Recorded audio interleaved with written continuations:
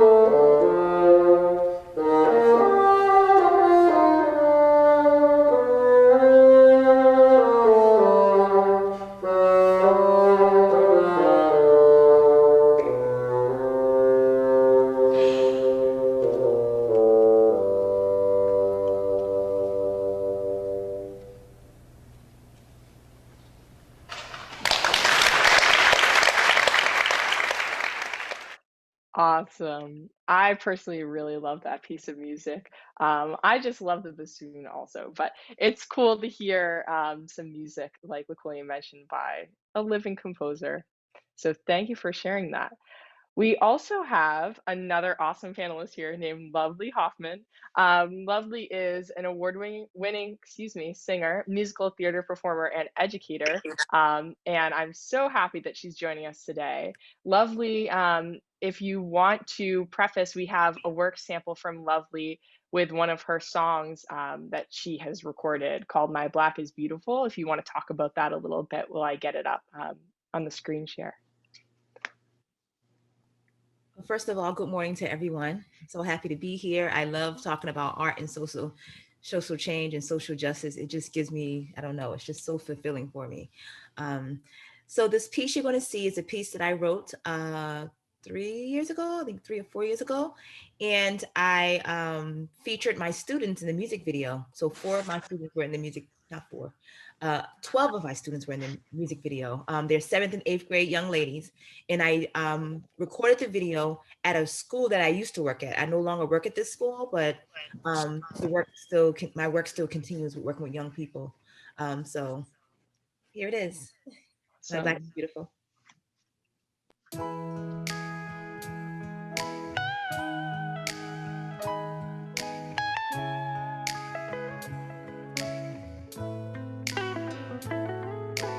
Look at her hair, look at her braids, look at her eyes, look at her nose, look at her fro. But it's all upon me. Look at her face, look at her skin. It's either too dark or it's too light. Her complexion's not right, but it's all upon me. Who are you to say that I'm not beautiful? It's your own insecurity. Because I know and I believe my black is beautiful, beautiful. My black is beautiful. My black is beautiful, beautiful. Whoa, whoa. Look at her size, look at her weight. She is too curvy, she is too slim, or even too thin. But it's all upon me. Hear how she talks, what does she mean? She has an accent I don't understand, I can't comprehend. But it's all upon me. Who are you to say that I'm not beautiful? It's your own insecurity. Because I know and I believe my black is beautiful, beautiful. My black is beautiful. My black is beautiful, beautiful. Whoa, whoa. My black is beautiful, beautiful, so beautiful. My black is beautiful, beautiful. Whoa, whoa. In life, there's one thing you should remember: that love of self is more precious than anything else. Precious than anything else. In life, there's one thing you should remember: that love of self is more precious than anything else. Precious than anything else. In life, there's one thing you should remember: my hair, my cheeks, my eyes, my nose, everything about me. Precious than anything else. My skin, my size, my hips, my fro. In life, there's one thing you should remember: that love of self is more precious than anything else. So precious. My black is beautiful, beautiful.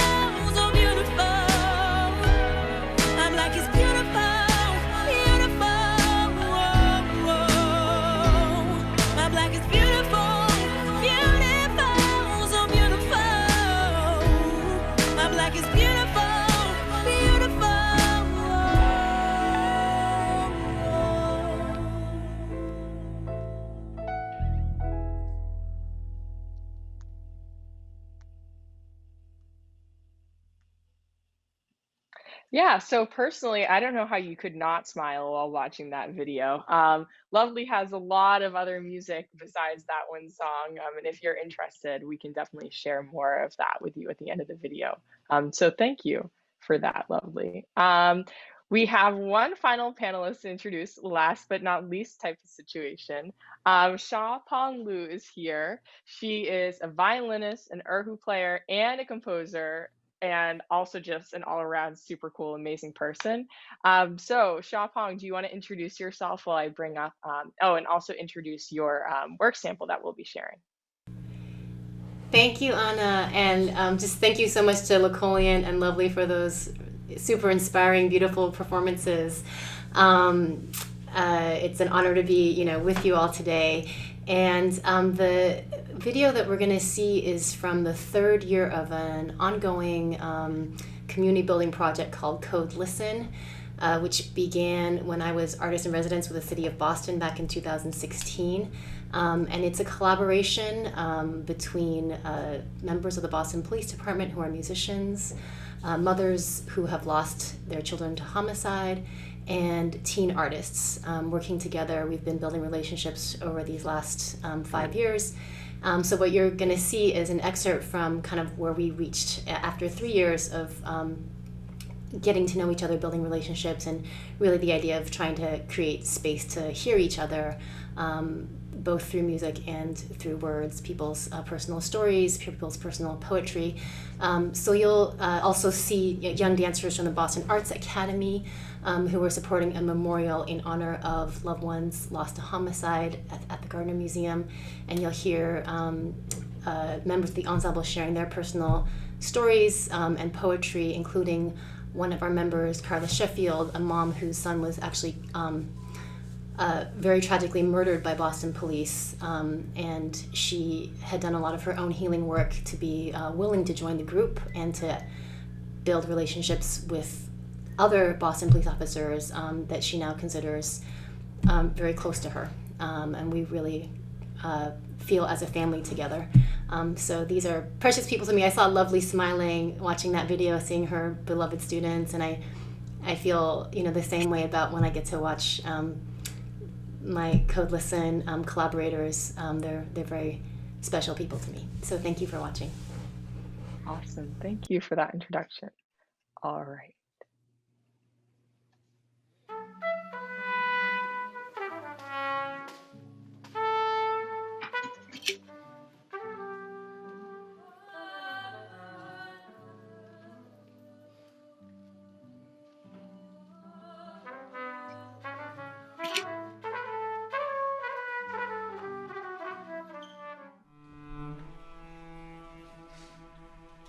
Dear Sean and Lloyd, Mommy really miss you. I met a lot of people along my journey who helped me get through. But Chris was being slammed against the trunk of the cruiser, and he began to cry. The more he cried, the more the older of us started to yell. The more we yelled, the angrier they got, the more he cried. They put handcuffs on this 11-year-old kid, threw him in the backseat of the cruiser, and drove away. Kids in the community don't need people looking down on them. They need people they can look up to. So one of the main reasons I became a police officer is so that there's one less of those out there. Hey, officer. I miss my son. I miss my child. You took him from me and hid all the while. I miss my son's face. My heart's in a broken place. You took my son without my permission. Now I'm crying, praying, and wishing that justice be served, because if nothing else is what I deserve. You pretend to protect and serve. You got a nerve. You carry a badge and gun. Expect a brother not to run. You wear a uniform pretending to be a cop.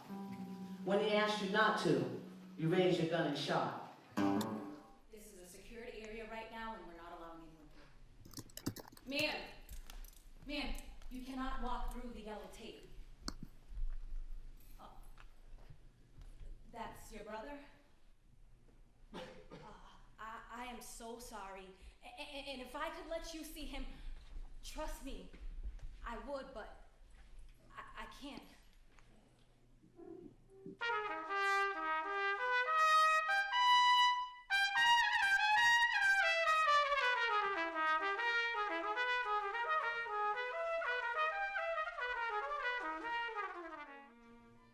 They say he's evidence. They say she's evidence. They say this child's body is evidence. Cannot be seen, cannot be touched, cannot be moved from this hard ground. Cannot be touched, cannot be held, cannot be eased from this sharp ground. Let me see my child carried for 9 months. Let me see my child carried for 9 months. I must see my child.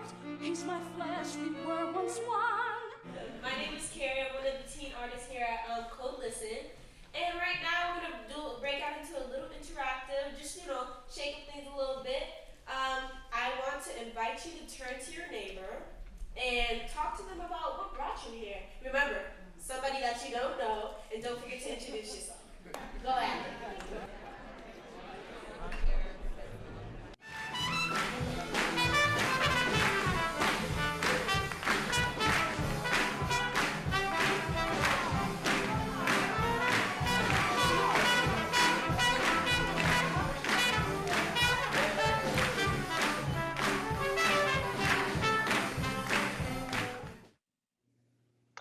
Awesome.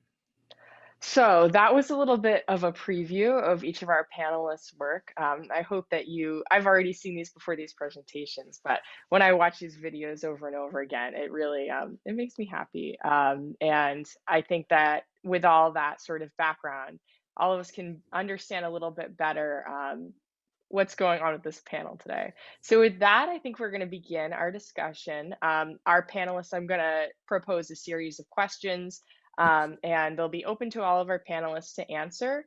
And if a panelist says something that another panelist wants to respond to, there'll also be space for that.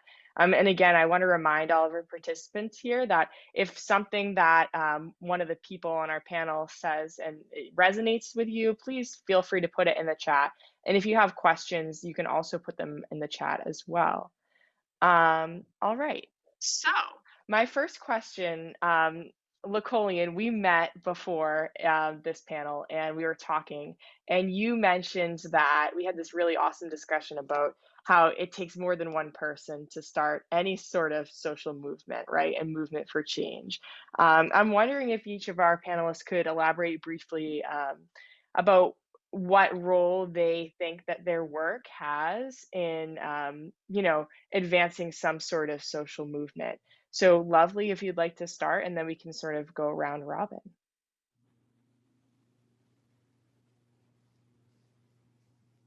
So one more time, the question. So what role?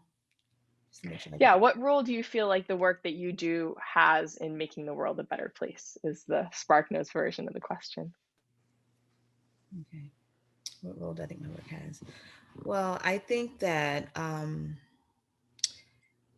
as an African-American woman, experiencing being part of an oppressed group for centuries, I think that confidence is one of the most important things you can give any group of people.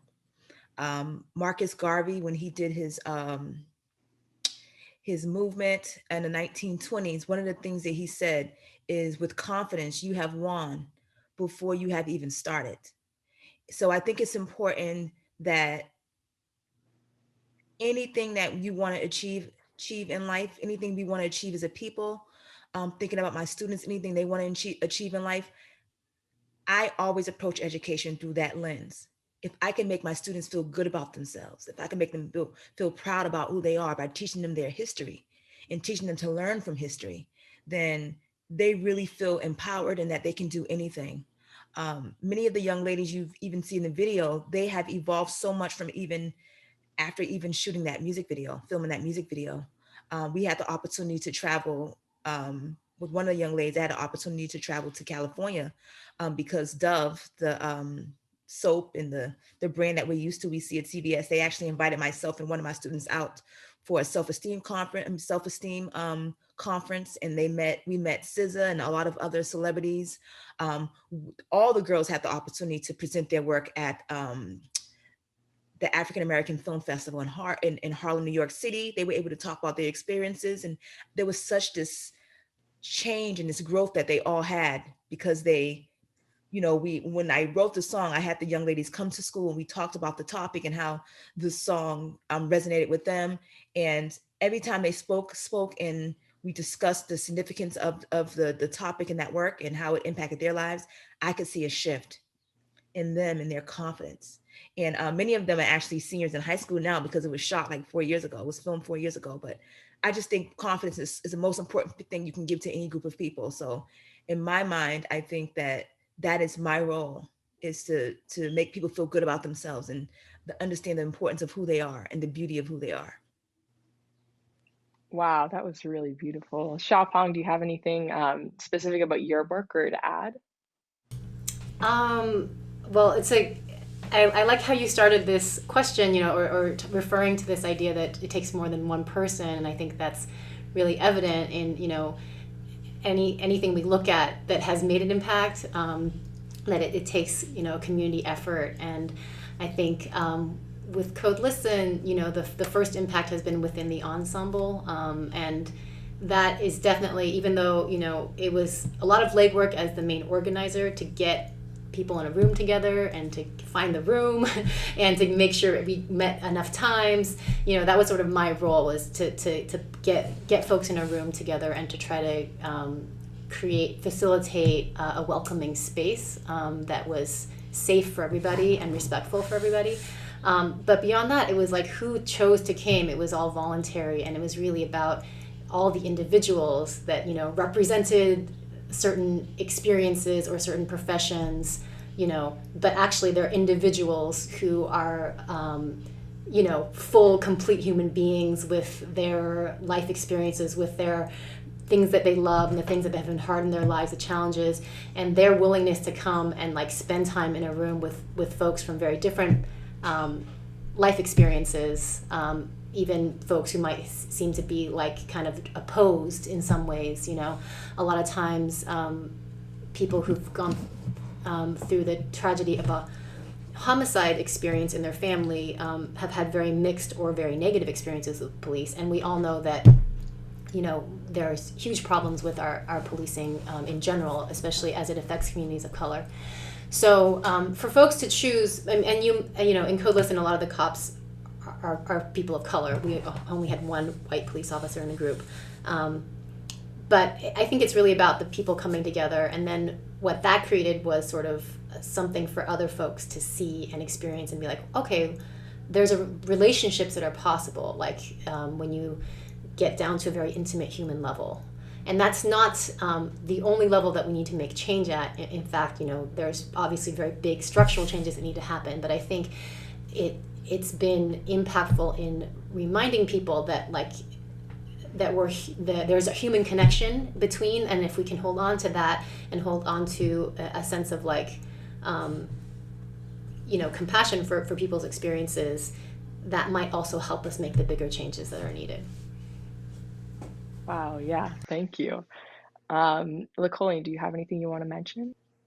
Sure. Just, I was just thinking about, as the other two panelists were sharing their stories, just kind of this cross section between trying to find confidence, but also recognizing trauma. So you're really trying to acknowledge the beauty and the oppression simultaneously. I talk a lot at CMCB about the competing truths. And every group of people has competing truths. We have these things that are beautiful and amazing, and these things that are traumatic as well. And then trying to find ways to balance those competing truths. And to me, an oppressive state is one that doesn't acknowledge those competing truths. It's like, I'd rather just talk about the beauty of it without acknowledging the trauma. And so, I think that as an organization like CMCB, and I think about my role, first thinking about my role as a bassoonist who spent my entire career disrupting a stereotype. Right, I'm a Black bassoonist, Black classical bassoonist, and no, I don't play jazz. In case anyone asked that type of racist question, no, I do not. I say that because people don't ask white bassoonists if they play jazz.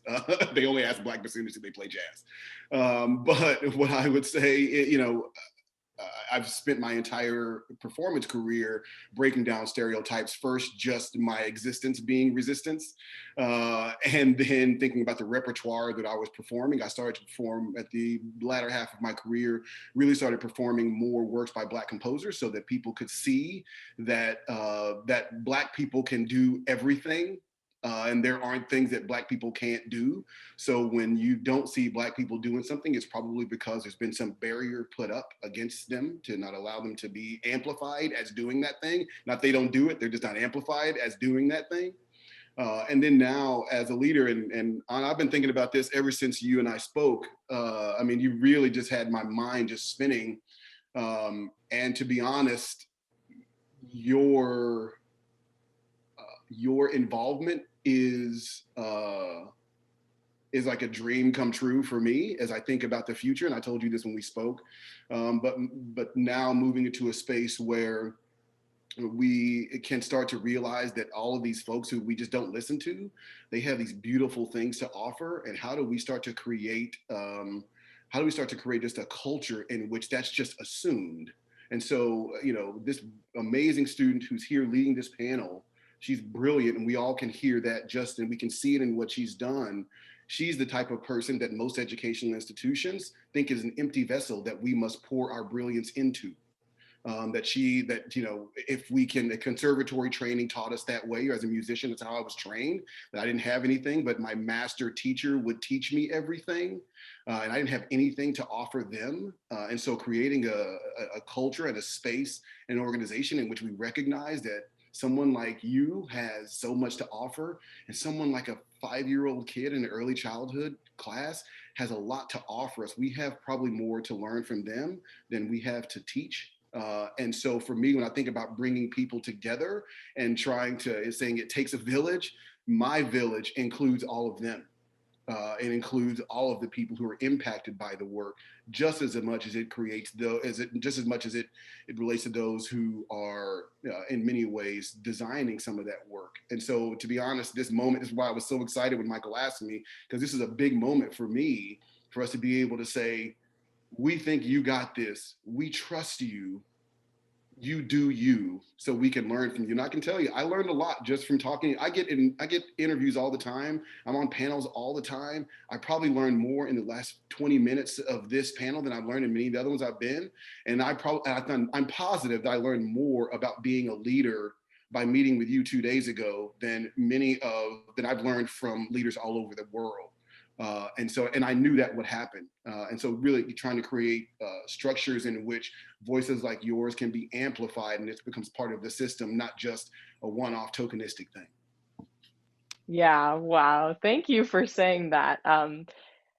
Wow, yeah. And for those of you who don't know, I've only been a student at CMCB for about a year now, not even. I've never actually stepped foot on the actual campus. So it's really great to hear that I have your vote of confidence, Laquillian. But you mentioned talking in your last response about youth and young people and their roles in sort of creating change. And I know that each of our panelists, to some extent, work with youth on a regular basis. So if each of you want to sort of talk about what your work and from what your perspective, what you think that we need to do sort of as a society to amplify those voices. I don't know if Xiaopeng, you want to start? I think I want to just give a shout out to an organization that taught me a lot. It's called Teen Empowerment, that's based in Boston and also in Rochester, New York. And they were a big partner in the first couple years of Code Listen. The teen artists that Code Listen worked with were recruited from Teen Empowerment. And I was familiar with Teen Empowerment's work building youth police dialogues. And, as someone who hadn't done that work prior to my with Code Listen, I didn't want to pretend I could build something from scratch. I wanted to learn from folks who'd already been doing that work for 2 decades. But I really learned a lot about the way they empower, it's in their name, teen empowerment. It's really about youth leadership, just youth-led everything. And, from the and every step of the organization is done that way. And when they do performances, it's just like phenomenal because everything is created by teens and designed by teens, with some support from adult facilitators, but it really foregrounds and creates space for that leadership. And I was just blown away by witnessing that and really tried to, incorporate what I learned from that into how we worked with teens at Code Listen, where, sort of the possibility of hierarchy is there when you have some people who are younger and some people who are police officers, different levels of experience, but really interested in this kind of valuing of every voice in the room that I learned from teen empowerment. Thank you. Yeah. So, Lacolian, do you want to talk about this a little bit? I know you're the executive director of an organization that pretty much works with children all the time and youth all the time. So, do you want to talk about this a little bit? Yeah, just I think that we are overall as an organization evolving into maybe one day being hopefully mentioned in a conversation with an organization like Teen Empowerment, because I'm familiar with their work and they really do. If you're not familiar with the work that they do, it really is amazing. But really trying to evolve to where we think there's conversations about inclusion. And people think that when you're thinking about inclusion, you should be trying to include different voices. And that's one way of thinking about it. But I think about inclusion as a manner of asking myself kind of on a regular basis, who's being excluded and what are the voices that are being excluded from my conversation? What are the voices that don't have power in decision making, in designing things, in holding things accountable, and the voices that tend to the voices that tend to be excluded the most are young people.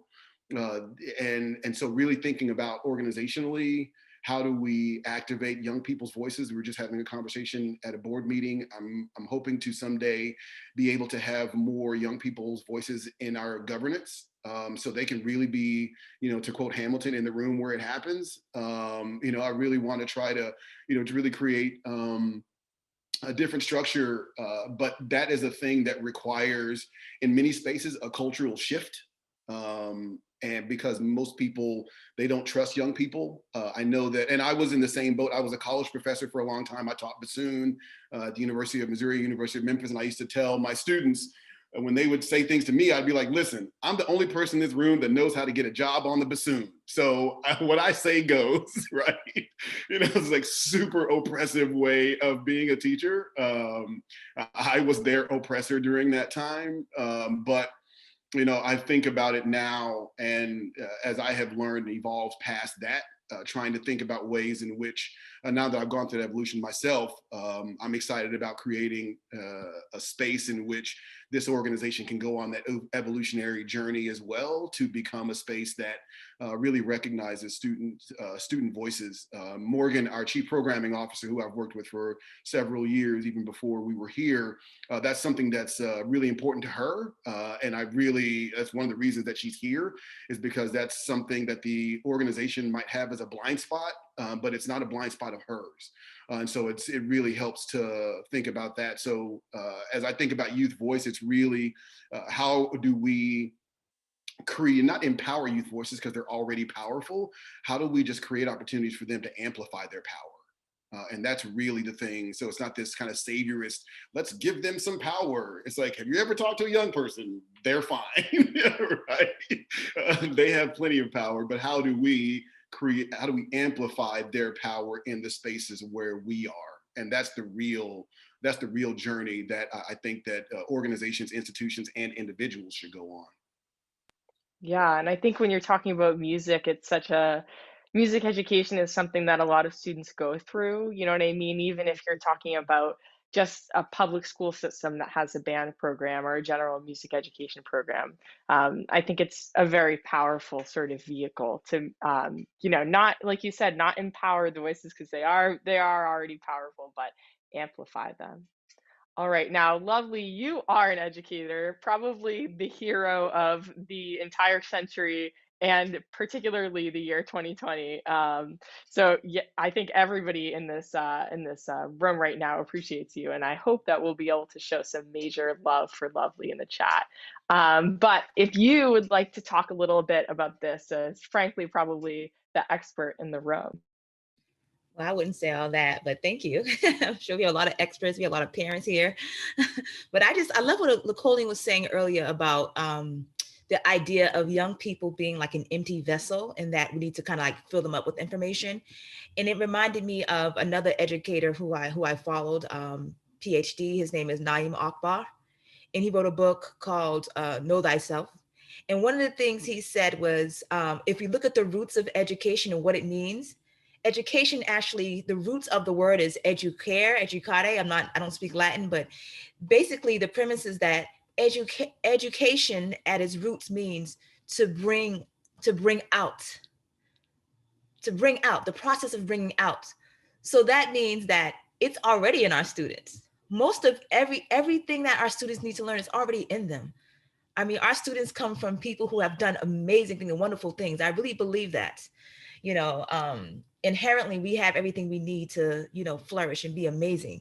So with that being said, I think that the way that I encourage children to amplify their voices is to teach them, one, the truth, to be honest, and teach them the truth and what is happening, all right, in our society, right, around them. And so I think that's really important, to teach them the truth. I also think we have to give them the opportunities to express themselves.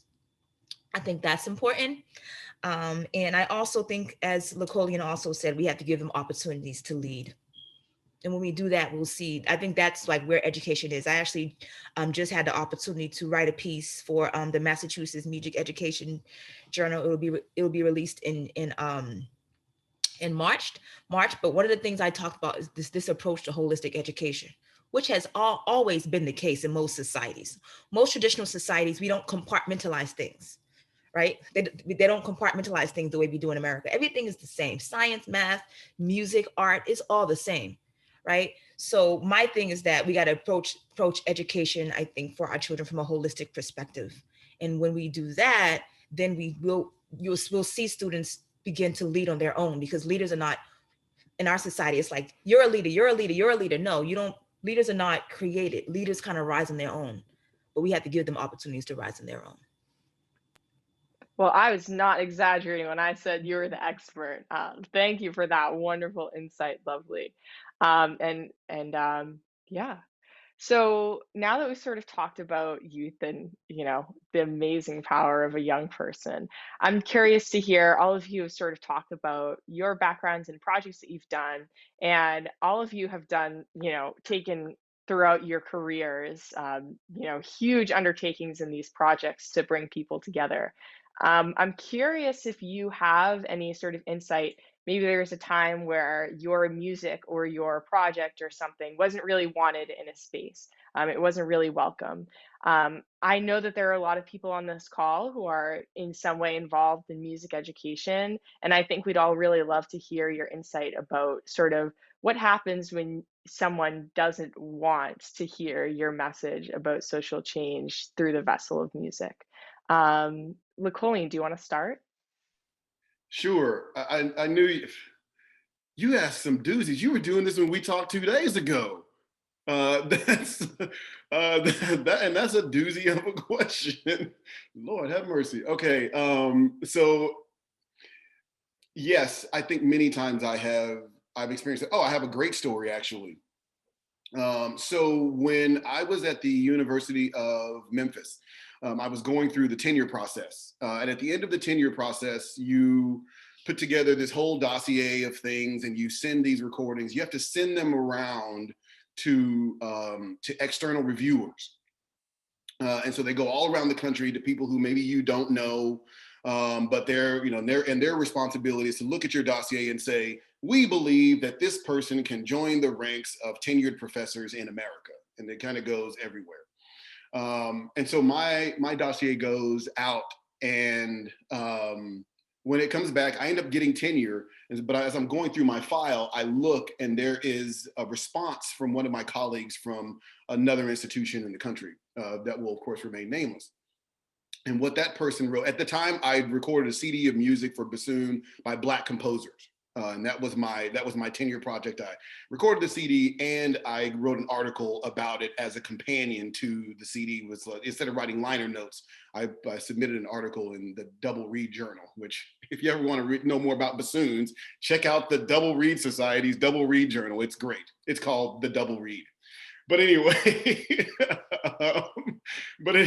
so but this in my file, there's a letter from a bassoonist in the country, and the letter says, it was really hard to determine whether the quality of this person's playing because they didn't play traditional repertoire.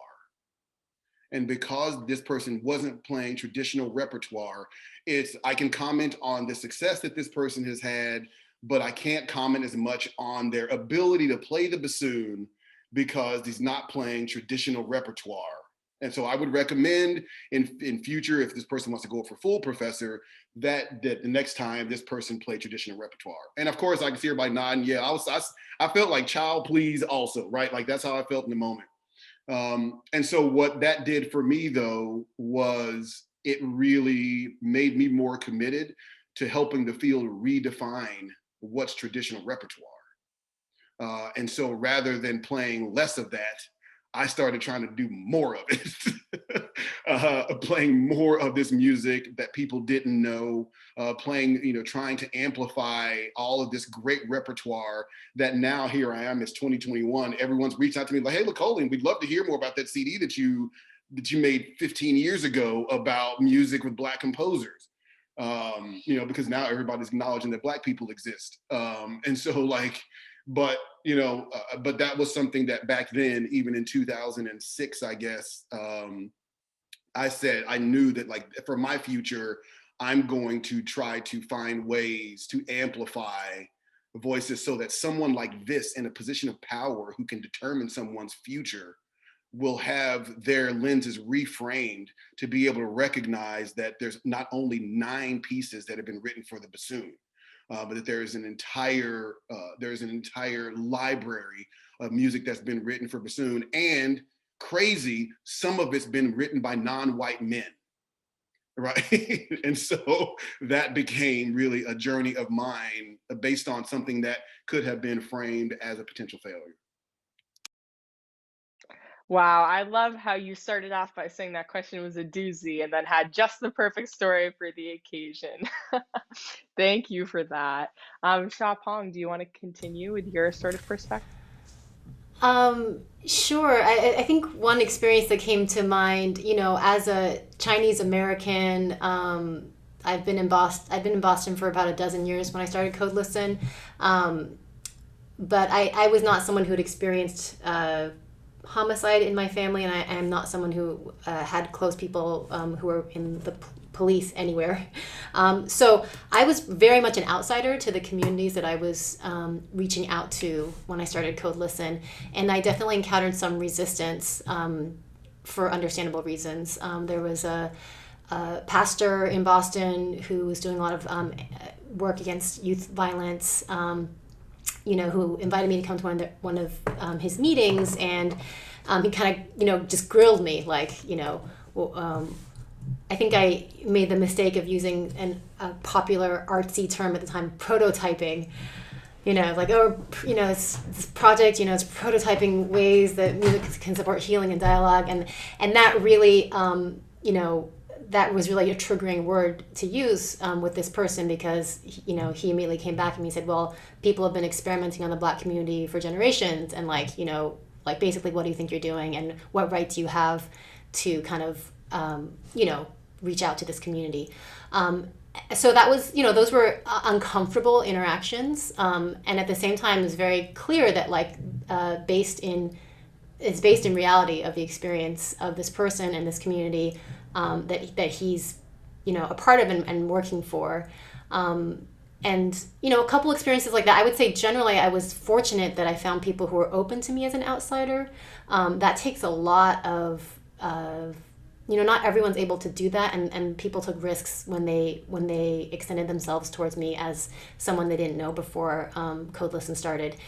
So I'm grateful to those people, and I also feel like I learned a lot from the interactions with folks who were resistant or not interested or not open, and just that was a note for me about like how much kind of negative experience and trauma has been experienced in certain communities from outsiders, and is justified. So I knew that I learned that I needed to be very sensitive in how I reached out to folks, and also kind of know when to withdraw. Like I wasn't out there to pressure anyone to collaborate. It was more looking for folks who might feel open to it. So. Yeah, I'm really glad that you brought up that sort of having respect for communities and not really serving for them, but serving alongside them is, I think, something that get lost very often when people are trying to bring communities together, especially as a person that might not be a part of that community. So thank you for that insight. Lovely. Do you have anything you'd like to add?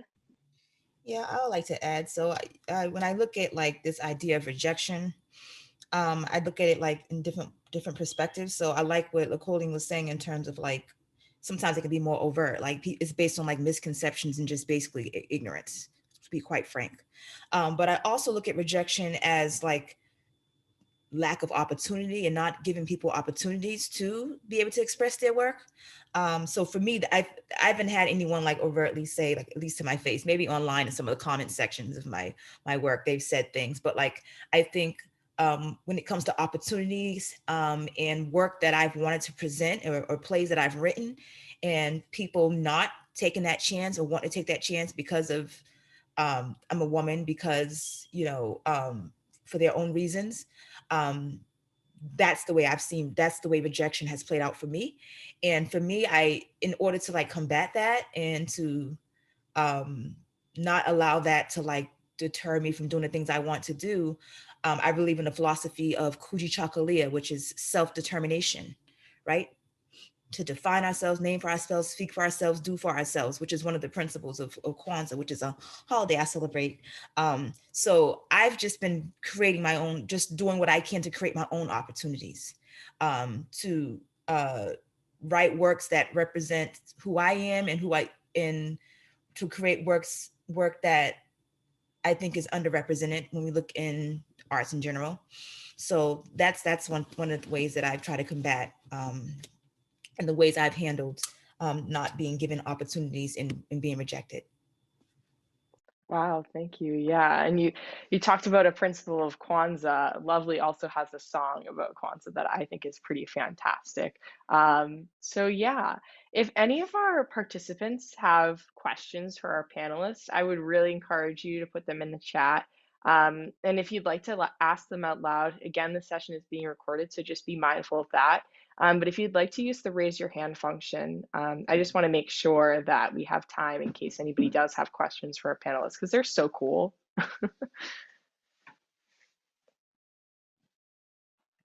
Okay, I don't see any.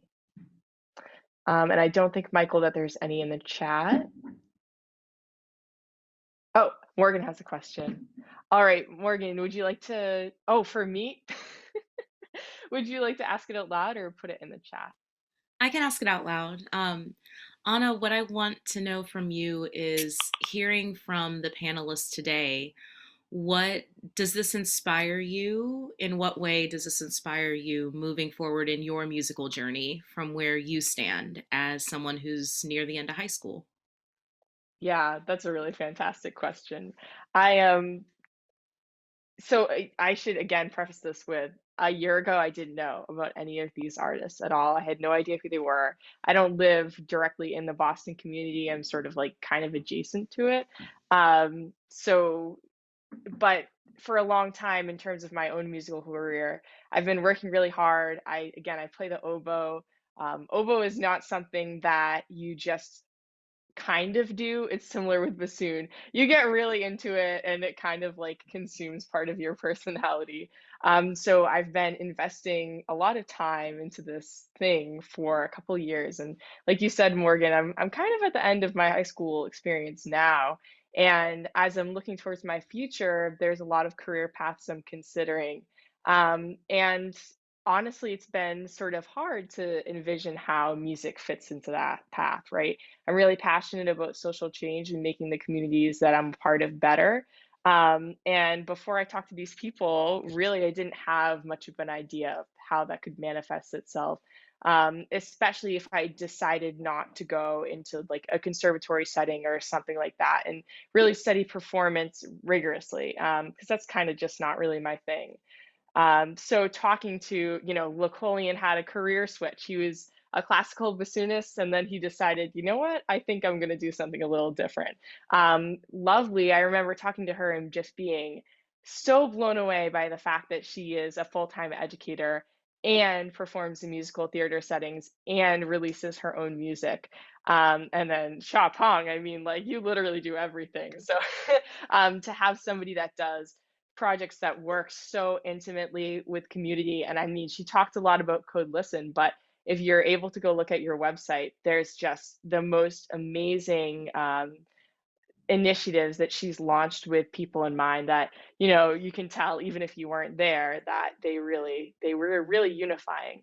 So to answer your question, I think in terms of inspiration, um, yeah, I think this has opened a lot of windows for me. I say windows as in being able to look out and see, oh, there's a potential that I could do more than one thing and still involve music. Or again, like in Napoleon's case, I could do something and then sort of switch it up and still have it be as effective. So yeah, that was a really long answer. Does anybody else have any questions? Oh, Condi. Okay. Condoleezza goes to my school, and I think she's really cool. And she does have a question in the chat. I hope you didn't mind me mentioning her name. She writes that I have a question for Mr. Washington. I am in concert band in high school, and I've been interested in having more diverse music and diverse composers, excuse me, in the band program, but I'm not sure how to go about it. Any tips? Well, I guess and all can answer this, and I hope others will answer too. But the first thing I would say is that having a conversation with your band director about the repertoire. I think that's the first place to start. The power dynamics in band programs are real funky because the band director is kind of judge, jury, and implementer. Without saying executioner, but that is the band director is that, and so I think that the first thing would be to reach out to the band director and just say this is something that you would like to happen, and then have a conversation with them. And actually, I have seen that work. I was on another panel with young people a few weeks ago, and there was this student who she actually did that. She went to her orchestra director and just said, hey, can we play more music by non-white men, right? And so he was like, okay, let's try women. And so then they found some works and they worked together. And then it's like, how about non-white people? And it's like, okay, let's find pieces by composers of color, And so this student kind of went on a journey with the band director, and that's because that band director was open to it. And so I would say, beginning by asking the band director first. What's usually helpful as someone who came up through band programs, it's usually helpful to get a section of people. So not just going in alone, but taking your entire section or getting a group of people who you think might be in support of that as well, and getting them to go in. And then Michael just put a link into the chat for composer diversity. Those are some links that's a link that'll help you find composers of color to be able to then find repertoire. But the first thing you got to do is get that band director to commit. And, I think that's step one. But going in with a group is always helpful. I know that when people come in to see me as a group, I'm always like, it's more likely that I will end up caving if it's a group. Hopefully everyone on the staff isn't here to hear that, but it's not uncommon that is a successful strategy. Thank you. Lovely. Do you have anything to add about that or Shapong? You definitely don't have to, but I want to make sure you have the opportunity to respond. I think she answered the question well. Perfect. All right. So, unfortunately, we're nearing the end of our session here. Michael and I had a conversation about how long we thought the panel should last, and he was like, "Oh, if it's puttering out at 45 minutes, you can just wrap it up." And clearly, we did not have that issue here. I definitely want to take the opportunity, Lacolian, Lovely, and Shapong, you have been wonderful panelists, and I think that everybody here, based off of the chat, really appreciates the insight that you've had into our panel today. And I know that I definitely do. So thank you so much for your time here today on a Saturday, no less. And thank you, Anna. This was absolutely incredible, and it wouldn't have been possible without you. Just a note that when I spoke to the student council, Anna wrote me an email to say, I think it would be really cool if we had a session on this. And I was like, do you want to do it? Do you want to lead the session? I think it could be pretty cool. So this would not have been possible at all without Anna and all of her incredible work. One really important thing, I'm going to put a link to a Google form in the chat. This just helps us understand what kind of content that you want to see from us. If you were comfortable in our space, how you enjoyed this session, please take a moment to fill it out and let us know what you thought of this if you have a moment. We will read it, we will reflect on it, and we will include it in our planning for this event in the future and for other events. So that would really help us if you have a moment. Thanks, everybody. Awesome. Bye. Bye. Thank you. Thanks all. Thank you. Thank you.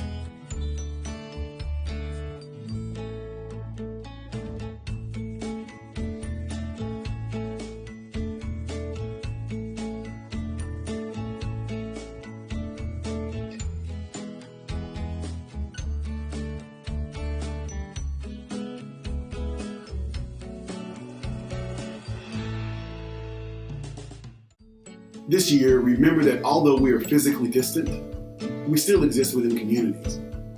And the strongest communities, like the Community Music Center of Boston, will continue to be there with you.